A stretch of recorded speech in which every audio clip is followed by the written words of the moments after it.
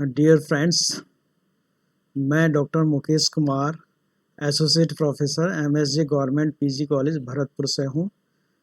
आज मेरा lecture immunology के इंट्रोडक्शन के बारे में है। जैसा कि हम जानते हैं कि हमारी बॉडी जो है सेल्स की बनी होती है और सेल्स जो हैं वो टिश्यूज़ का निर्माण करते हैं, टिश्यू जो है ऑर्गन का निर्माण करते हैं, ऑर्गन जो है ऑर्गन सिस्टम का निर्माण करते हैं। तो इस प्रकार से अगर हम देखेंगे तो हमारी बॉडी में कई सिस्टम हैं और वो डिफरेंट डिफरेंट प्रकार का काम करते हैं। जैसे कि डाइजेस्टिव सिस्टम, डाइजेस्टिव सिस्टम जो काम करता है उसका बेसिकली हम बाहर से फूड लेते हैं, उसका डाइजेशन होता है और उससे हमको क्या है कि एनर्जी मिलती है। इसी प्रकार से रेस्पिरेटरी सिस्टम है जो रेस्पिरेशन का काम करता है। ऐसे ही दूसरे सिस्टम भी हैं, नर्वस सिस्टम है, रिप्रोडक्टिव सिस्टम है। ऐसे कई सिस्टम्स हमारी बॉडी में हैं जो कि डिफरेंट डिफरेंट प्रकार का काम करते हैं और लाइफ को चलाते हैं। इनमें से एक सिस्टम जो कि बहुत ही लेस डिस्कस सिस्टम है और लेस नोन सिस्टम है, नीचे की क्लासेस में उसको कम पढ़ाया जाता है, उसको बोलते हैं इम्यून सिस्टम। इम्यून सिस्टम जो है, अगर हम देखेंगे कि उसकी बैकग्राउंड में अगर जाएंगे, इसकी आवश्यकता क्यों पड़ी, तो हम ये पाएंगे कि हमारा जो बॉडी है वो कंटिन्यूसली एक्सटर्नल इन्वायरमेंट यानी वातावरण में एक्सपोज्ड रहती है। एक्सपोज्ड मीन्स खुली रहती है और इस वातावरण में कुछ हार्मफुल, कुछ न्यूट्रल और कुछ यूजफुल मॉलिक्यूल्स हमेशा रहते हैं। तो ये जो हार्मफुल मॉलिक्यूल्स हैं वो लगातार बॉडी पर अटैक करते रहते हैं और यदि ये बॉडी में एंटर कर जाते हैं किसी भी तरह से तो ये बीमारी फैला कर सकते हैं। ये बाहरी मॉलिक्यूल्स को फॉरेन मॉलिक्यूल्स भी कहते हैं। ये फॉरेन मॉलिक्यूल्स बैक्टीरिया, वायरस जनित भी हो सकते हैं। तो अगर इनमें से हार्मफुल मॉलिक्यूल बॉडी में अगर प्रवेश कर जाएंगे तो वो हमें बीमारी उत्पन्न कर सकते हैं। अब सवाल ये उठता है कि इसके लिए हमारी बॉडी करती क्या है। तो हमारा जो बॉडी का सिस्टम है वो हमको प्रोटेक्शन देता है या डिफेंस देता है। डिफेंस भी अगर हम ये देखेंगे कई प्रकार का होता है और बॉडी में कई लेवल का डिफेंस सिस्टम होता है। कई लेवल के डिफेंस सिस्टम का मतलब ये है कि यानी केवल एक लेवल पर ही डिफेंस नहीं होता है। जैसे अगर ये देखेंगे कि किसी वीआईपी की अगर आप सिक्योरिटी देख रहे हैं तो वीआईपी की सिक्योरिटी में होता क्या है कि कई लेवल की सिक्योरिटी होती है। जैसे अगर हम मान लीजिए फॉर एग्जांपल के तौर पे प्राइम मिनिस्टर की सिक्योरिटी, इंडियन प्राइम मिनिस्टर की सिक्योरिटी को ही डिस्कस करें तो वो कई लेयर्ड सिक्योरिटी होती है। यानी उनके उस सिटी के अंदर पूरी इंटेलिजेंस काम करती है, उनके रेजिडेंस के बाहर होती है, उनके कैंपस के अंदर होती है और इमीडिएटली जहाँ पर वो बैठते हैं उनके सराउंडिंग में होती है। तो उनको एक हाई सिक्योरिटी प्रोवाइड की जाती है। इसी प्रकार से क्या है कि हमारे बॉडी में भी इम्यून सिस्टम और दूसरे जो डिफेंस सिस्टम है वो भी होता है। वो ये डिफ्रेंशिएट नहीं करता कि ये व्यक्ति वीआईपी है या नॉन वीआईपी है। तो वीआईपी को तो बॉडी का सिस्टम सिक्योरिटी प्रोवाइड करे और नॉन वीआईपी को सिक्योरिटी प्रोवाइड ना करे। तो अगर आपको इस सेंस में देखेंगे तो इवन जो व्यक्ति बिल्कुल सड़क पर है और मेहनत कश है तो उसका जो डिफेंस सिस्टम है वो ज़्यादा स्ट्रांग होता है और नेचर कभी भी डिफ्रेंशिएट नहीं करती किसी भी व्यक्ति में, किसी भी लेवल पर, कहीं भी नेचर सबको इक्वली ट्रीट करती है। तो इस प्रकार से अगर आप देखेंगे कि हम एक एक करके जो डिफेंस सिस्टम है उसको डिस्कस करेंगे। इन जनरल जो सुरक्षा बॉडी में होती है उसको हम दो भागों में बांट सकते हैं। एक तो जैसे कहना चाहिए नॉन स्पेसिफिक, और दूसरी नॉन स्पेसिफिक को दूसरे शब्दों में ये भी कह सकते हैं जनरल डिफेंस, और दूसरी होती है स्पेसिफिक डिफेंस। स्पेसिफिक डिफेंस को बाद में डिस्कस करेंगे। तो जनरल डिफेंस का मतलब ये है कि कोई भी मॉलिक्यूल जो बैक्टीरिया या वायरस जनित है वो शरीर में एंटर ना कर पाए। तो इसके लिए एक जनरल वो ABCD मॉलिक्यूल्स में कोई डिफ्रेंसिएशन नहीं किया जाता। वो सभी मॉलिक्यूल्स को इस जनरल डिफेंस के द्वारा उसकी एंट्री को, या अगर एंटर कर गया है तो उसको डिस्ट्रॉय करने का या उसको न्यूट्रलाइज करने का प्रयास किया जाता है।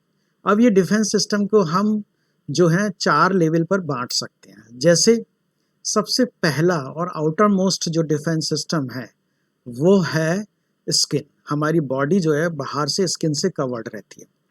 तो अगर आपने गौर किया होगा या देखा होगा तो आप पाएंगे कि स्किन के थ्रू कोई भी मॉलिक्यूल एंटर नहीं कर पाता, अनलेस या जब तक कि बॉडी में कहीं कट ना हो, कोई वुंड ना हो या कोई घाव ना हो, तो वो मॉलिक्यूल एंटर कर सकता है। अगर आपके शरीर में कहीं चोट नहीं है, घाव नहीं है, तो वो मॉलिक्यूल स्किन उसको रोक देगी। वो डिफ्रेंशिएट नहीं करेगी ये एक्स मॉलिक्यूल है, वाई मॉलिक्यूल है ना, जेड मॉलिक्यूल है। तो स्किन जो है आउटर मोस्ट कवरिंग, इसको आप दूसरे शब्दों में इस तरह से भी समझ सकते हैं, जैसे आप अपने घर में गेट लगाते हैं, बाउंड्री बनाते हैं, तो वो उसका मकसद क्या होता है? उसका मकसद सिंपली ये होता है कि बाहर से कोई भी व्यक्ति डायरेक्ट आपके घर में प्रवेश या एंट्री ना ले सके। यानी आपके फादर आते हैं, चाहे कोई अननोन पर्सन आते हैं, तो अगर गेट बंद है तो घर की घंटी बजाएंगे, आप देखेंगे और उनको एंट्री दे देंगे। यदि आपको लगता है कि he is known to us, he is not harmful, तो आप जो है आराम से उनसे कह देंगे। और जो व्यक्ति अननोन है, आपको ये लगता है कि डाउटफुल है, तो आप उसको एंट्री नहीं देंगे। तो इस प्रकार से गेट एक जनरल सुरक्षा दे रहा है, जनरल डिफेंस दे रहा है। तो ये आउटर मोस्ट जिसे कहना चाहिए स्किन जो है वो कवरिंग है, और ये फर्स्ट लेवल ऑफ डिफेंस कहलाता है। नंबर 2 पर अगर हम देखें कि हमारे शरीर में कई जगह छिद्र हैं, पोर्स हैं, है ना, बड़े भी हैं छोटे भी हैं, तो हम ये पाएंगे कि उसमें होता क्या है कि वहाँ पर हेयर्स या रोम उपस्थित होते हैं, है ना। तो वहाँ पर क्या होता है कि ये हेयर्स एक फिल्टर का काम करते हैं। जैसे आपने देखा होगा, फॉर एग्जांपल के तौर पर आईलिड्स हैं, वो भी हेयर्स ही हैं बेसिकली। आपके ईयर्स की ओपनिंग पर हेयर्स हैं, है ना। तो इस तरह से और भी कई जगह जो ओपनिंग्स हैं वहाँ पर हेयर्स की उपस्थिति है। तो basically they function as a filter. तो वो हालांकि इतना इफेक्टिव नहीं होता है, लेकिन फिर भी इसका एक इम्पॉर्टेंट रोल होता है। तो ये एक सेकंड लेवल ऑफ डिफेंस को इसको कहा जा सकता है। अब इसके बाद शरीर में मान लीजिए कोई भी मॉलिक्यूल एंट्री पा जाता है, तो सबसे बड़ा सोर्स शरीर में एंट्री पाने का है अपना डाइजेस्टिव सिस्टम। डाइजेस्टिव सिस्टम क्या है कि वो एक्सटर्नल एनवायरनमेंट के लिए ज़्यादा ससेप्टेबल रहता है। इसलिए होता है कि हमको डेली फूड लेना होता है, और फूड भी कई बार लेना होता है। जैसे ब्रेकफास्ट है, लंच है, डिनर है, कई बार हम रॉ जो मटेरियल है उसको भी खा लेते हैं। मार्केट में कोई भी चीज़, जैसे हमने गाजर मूली एकदम खा लेते हैं, फ्रूट्स खा लेते हैं, तो उनके साथ कुछ मॉलिक्यूल्स या कुछ बैक्टीरिया वायरस ऐसे हो सकते हैं जो शरीर में एंट्री पा सकते हैं, और कुछ ऐसी चीज़ें भी हो सकती हैं जो हार्मफुल हो सकती हैं। तो अगर हम डाइजेस्टिव सिस्टम को देखेंगे तो हम ये पाएंगे कि उस डाइजेस्टिव सिस्टम में एक स्टमक ऊपर के लेवल पर ही एक रीजन होता है जो कि हाईली एसिडिक होता है। पूरी एलिमेंट्री कैनाल में स्टमक ही एक ऐसा रीजन है जो हाईली एसिडिक होता है। तो उसमें कोई भी मॉलिक्यूल अगर पहुंचता है तो उसको मार दिया जाता है। बैक्टीरिया वायरस जनरली मर जाते हैं उसमें, और उनका डाइजेशन भी वहाँ पर शुरू हो जाता है। डाइजेशन का मतलब ये होता है कि किसी बड़े मॉलिक्यूल को, चाहे वो प्रोटीन है, कार्बोहाइड्रेट है या फैट्स वगैरह हैं, इनमें अगर आप पाएंगे तो उनको तोड़ देना एंजाइमेटिकली, डाइजेस्टिव एंजाइमेटिकली उनको तोड़ देना और छोटे मॉलिक्यूल्स में कन्वर्ट कर देना। और जब आप जानते हैं कि जैसे आपका शत्रु कोई है, और अगर वो शत्रु आप अगर उसको मान लीजिए डिसआर्म कर देंगे, तोड़ देंगे, तो नेचुरली उसकी पावर कम हो जाएगी। तो ये एक डिफेंस का रोल प्ले करता है स्टमक।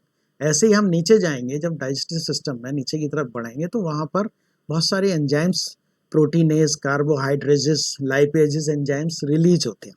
ये एंजाइम्स बेसिकली जो फूड में उपस्थित प्रोटीन्स हैं, कार्बोहाइड्रेट है और जो लिपिड्स हैं, इनको क्या करते हैं, डाइजेस्ट करने का काम करते हैं, और सिंपलर मॉलिक्यूल जो एब्जॉर्बेबल मॉलिक्यूल्स होते हैं उनमें कन्वर्ट करते हैं। तो ये भी एक तरह से डिफेंस का काम करते हैं। यानी जो पॉसिबल कोई हार्मफुल मॉलिक्यूल्स हैं, बड़े मॉलिक्यूल्स हैं, उनको तोड़ देते हैं, और तोड़ने के बाद उनकी शक्ति को कम कर देते हैं। इसके बाद आता है हमारा, अगर कोई इसके बाद भी, या यदि इसको हम ये कह सकते हैं alimentary canal third level of defence पर आता है। तीसरा जो आता है, चौथा जो आता है इसके बाद जो आता है, सॉरी, तो उसमें आप ये देखेंगे कि चौथा लेवल जो है ब्लड है। अगर ब्लड का अगर हम कंपोजिशन देखेंगे तो हम ये पाएंगे कि ब्लड में सेल्स होती हैं और प्लाज्मा होता है।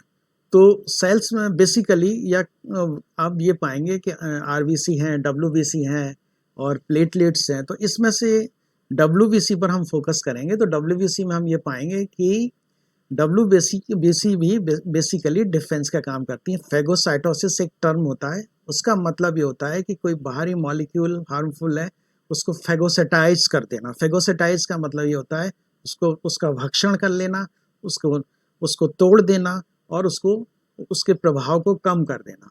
तो ये भी एक बहुत ही इफेक्टिव टूल है यदि कोई मॉलिक्यूल इस तरह से ब्लड में एंट्री पा जाता है ना। तो ये मान लीजिए फोर्थ लेवल का डिफेंस है, उसके इफेक्ट को न्यूट्रलाइज किया जा सकता है। अब जितने ये मैंने आपको डिफेंस सिस्टम बताए, एक्चुअली मेरा मकसद इसको बताने से पहले ये था, इम्यून सिस्टम पर आने या इम्यूनोलॉजी को समझाने से पहले, कि हमको ये पता होना चाहिए कि हमारी बॉडी किसकी बनी होती है और जो एक सिस्टम होता है जो डिफेंस सिस्टम बॉडी में किस प्रकार से काम करता है, ठीक है। और दूसरा, क्योंकि डायरेक्ट अगर हम सीधे इम्यूनोलॉजी में आ जाएंगे तो हम ये पूरी मैकेनिज्म को और जनरल बॉडी डिफेंस सिस्टम किस तरह से काम करता है उसको हम पूरी तरह से नहीं समझ पाएंगे। तो इसका एक मकसद था ये चीज़ आपको बैकग्राउंड में बताने का। और जैसा मैंने आपको बताया कि एक ये जनरल डिफेंस सिस्टम होता है।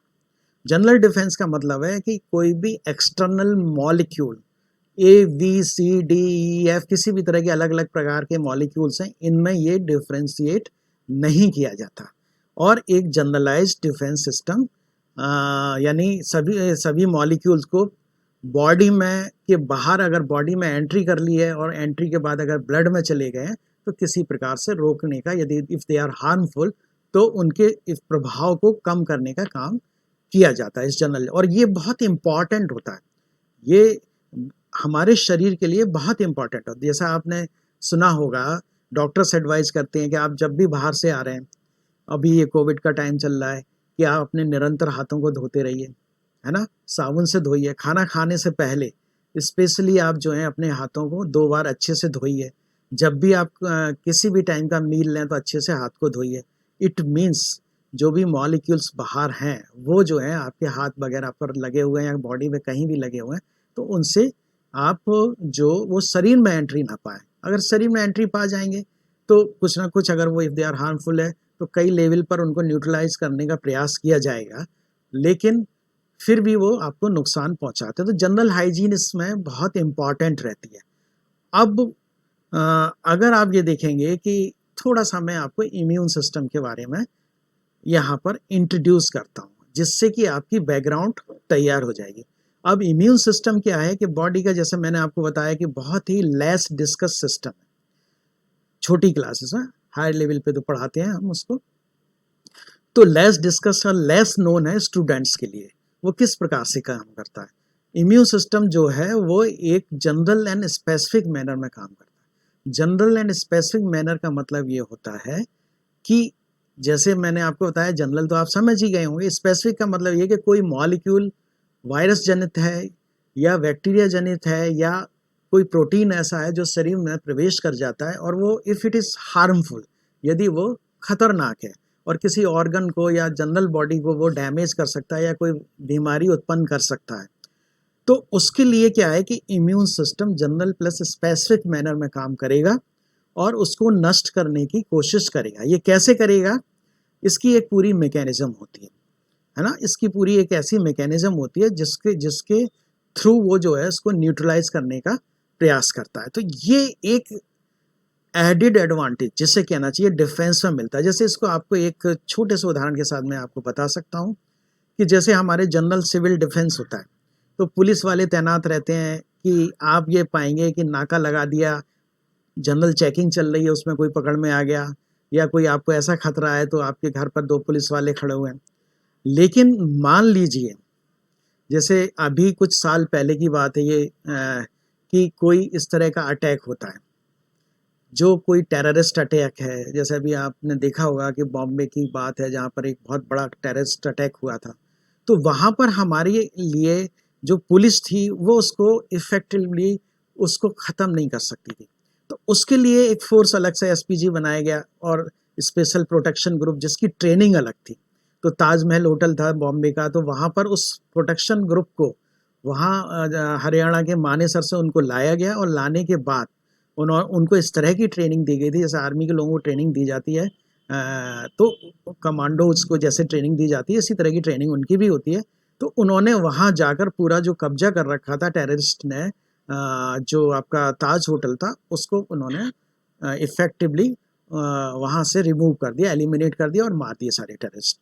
अब यही चीज़ क्या है कि अगर बॉडी में कोई प्रोटीन इस तरह से एंटर कर जाता है और वो पूरा आपके ब्लड में पहुंच जाता है या कहीं सिस्टम में पहुंच जाता है, और जनरल डिफेंस सिस्टम उसके लिए, और यदि वो हार्मफुल है उसके लिए कामयाब नहीं है जनरल सिस्टम, तो उसके लिए एक स्पेसिफिक सिस्टम काम करेगा जो कि वैक्सीन के फॉर्म में भी हो सकता है और दूसरे फॉर्म में भी हो सकता है, जो आपको बचाएगा और उससे उसको वो बीमारी उत्पन्न करे उससे पहले ही उसको ख़त्म कर देगा।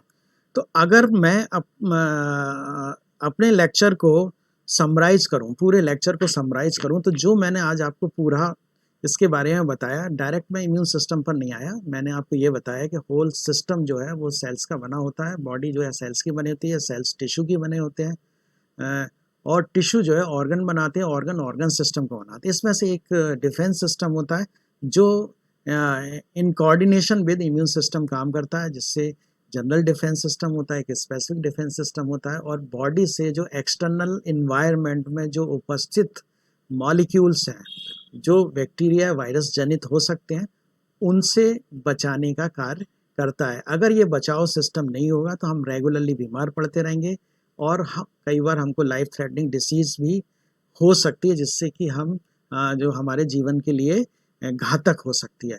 तो आज का लेक्चर मैं यहीं ख़त्म करता हूँ। Thank you very much student.